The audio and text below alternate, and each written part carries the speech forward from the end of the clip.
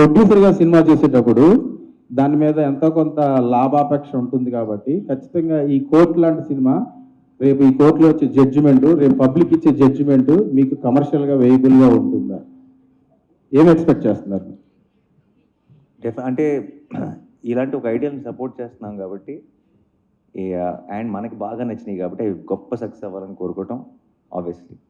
But లాభాపేక్ష ఉంటే మీరు అన్నట్టు నేను తీసుకున్న చాయిసెస్ ఏవి కూడా I would have done a lot more, ఏమంటారు, రకరకాల కొంచెం మీకు కలర్ఫుల్గా మసాలాగా ఉండే కాంబినేషన్ చాలా సెట్ చేయొచ్చు. బట్ అది మీరు నా ఫస్ట్ సినిమా నుంచి చూస్తే మీకు ఆ లాభాపేక్ష అన్నది ఆన్సర్ అయిపోయి ఉండాలి. అండ్ మీకు ఎస్పెషల్లీ బాగా తెలుసు, నాకు అది లేదండి, అందుకే మీరే అడిగారు. ఓకే. అండ్ ప్రొడ్యూసర్కి అసలు లేదు.